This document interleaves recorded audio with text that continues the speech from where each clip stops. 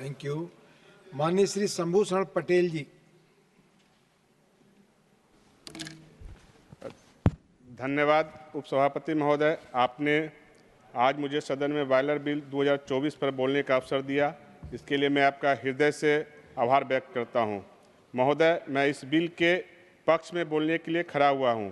महोदय, यह bill boiler act 1923 का स्थान लेगा और बॉयलर्स कंपोनेंट और मैन्युफैक्चरिंग इंस्टॉलेशन प्रयोग और मरम्मत को रेगुलेट करेगा।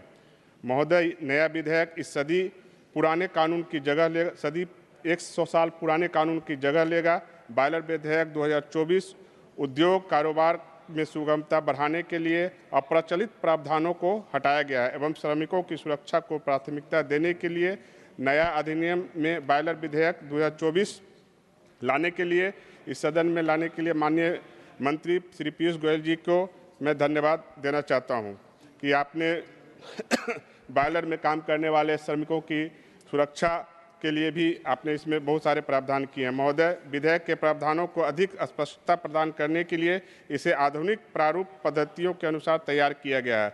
बॉयलर अधिनियम 2023 में विभिन्न स्थानों पर मौजूदा समान प्रावधानों को 6 अध्याय में एक साथ रखा गया है ताकि अधिनियम को आसानी से पढ़ा और समझा जा सके। किसी भी भ्रम से बचने के लिए केंद्र सरकार, राज्य सरकार और केंद्रीय बॉयलर बोर्ड के सभी कार्यों शक्तियों का विस्तार से इस बिल में वर्णन किया गया है। महोदय, व्यापार और ईज ऑफ डूइंग बिजनेस को आसान करने के लिए एमएसएमई क्षेत्र सहित बॉयलर उपयोगकर्ताओं को लाभान्वित करेगा क्योंकि विधेयक में गैर अपराधीकरण से संबंधित प्रावधानों को शामिल किया गया। बॉयलर और बॉयलर का काम करने वाले कर्मियों की सुरक्षा सुनिश्चित करने के लिए 7 अपराधों में से 4 प्रमुख अपराधों में जिनके परिणाम स्वरूप जान और संपत्ति का नुकसान हो सकता है आपराधिक दंड बरकरार रखा गया। अन्य अपराधों के लिए वित्तीय दंड का प्रावधान किया जा रहा है। महोदय, इसके अलावा सभी गैर आपराधिक अपराधों के लिए आर्थिक दंड को जुर्माने में बदल दिया गया, जिससे पहले की तरह अदालतों के बजाय कार्यकारी तंत्र के माध्यम से जुर्माना लगाया जाएगा। महोदय, इस विधेयक के माध्यम से श्रमिकों की सुरक्षा को बढ़ाएगा क्योंकि विधेयक में बॉयलर के अंदर काम करने वाले व्यक्तियों की सुरक्षा सुनिश्चित करने और बॉयलर की मरम्मत योग्य और सक्षम व्यक्तियों द्वारा किए जाने के विशिष्ट प्रावधान किए गए हैं। महोदय, संविधान पूर्व अधिनियम बॉयलर अधिनियम 1923 जीवन और संपत्ति की सुरक्षा से संबंधित है, इसलिए मौजूदा अधिनियम के प्रावधानों की समीक्षा करके और संसद में नया बॉयलर विधेयक 2024 पास करके अधिनियम को जारी रखना महत्वपूर्ण है। बॉयलर अधिनियम 1923 को वर्ष 2007 में भारतीय बॉयलर संशोधन अधिनियम के द्वारा व्यापक रूप से संशोधित किया गया था, जिससे थर्ड पार्टी निरीक्षण प्राधिकरणों द्वारा निरीक्षण और प्रमाणन की शुरुआत हुई थी, परंतु तत्कालीन यूपीए सरकार ने आधे अधूरे संशोधन करके और उसे और भ्रामक बना दिया गया था। विशेषकर उसमें श्रमिकों की रक्षा के लिए उसमें कोई विशेष प्रावधान नहीं किया गया था। मौजूदा अधिनियम की आगे की जांच करने पर अधिनियम की समीक्षा करने और जन विश्वास प्रावधानों और संशोधन अधिनियम 2023 के अनुरूप गैर आपराधिकरण प्रावधानों को शामिल करने की आवश्यकता महसूस की गई थी। महोदय, तदनुसार मौजूदा अधिनियम की समीक्षा की गई जिसमें आवश्यकता और अप्रचलित प्रावधानों को हटा दिया गया है तथा नियमों और विनियमों के लिए कुछ सक्षम प्रावधान किए गए हैं जो पहले मौजूद नहीं थे।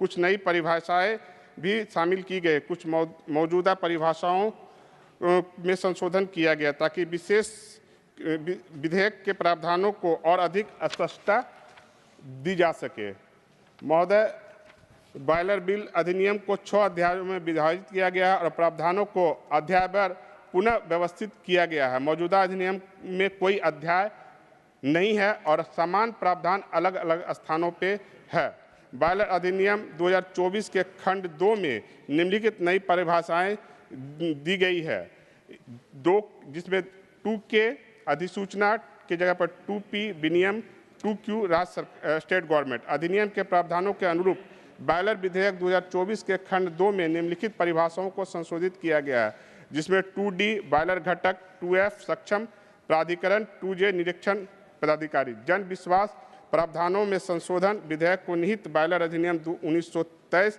के गैर अपराधीकरण प्रावधानों को खंड 27, 28, 29, 30, 31, 39 और 42 में शामिल किया गया तथा बॉयलर विधेयक 2024 में 2 नए खंड अर्थात 35 न्याय निर्णय और 36 अपील शामिल किए गए हैं। गैर आपराधिक अपराधों के लिए आर्थिक दंड जुर्माने में बदल दिया गया है। इसमें खंड में 27, 28, 30, 31 और 31 अधिनियम के विद्यमान नियमों और विनियमों के सक्षम प्रावधान बनाने हेतु विधेयक में निम्नलिखित प्रावधान किए गए हैं।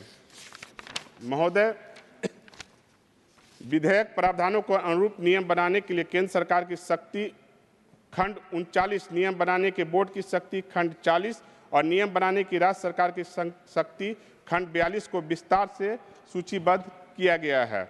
विधेयक में खंड 43 में कठिनाइयों को दूर करने की शक्ति बॉयलर अधिनियम 2024 के प्रावधानों को 3 वर्ष की अवधि के भीतर प्रभावी करने में किसी भी कठिनाई को दूर करने के लिए खंड 44 में निरस्त और रक्षण बॉयलर अधिनियम 1919 के तहत विभिन्न नियमों और विनियमों आदेशों को तब तक रक्षित करना जब तक कि पुनः अधिनियमित बॉयलर अधिनियम 2024 के तहत नए नियम विनियम आदेश को आदि अधिसूचित नहीं हो जाते हैं। वर्तमान प्रारूप तौर तरीके के अनुसार विभिन्न खंडों का पुनः प्रारूप किया गया तथा विभिन्न प्रावधानों के संदर्भ में शामिल किए गए हैं।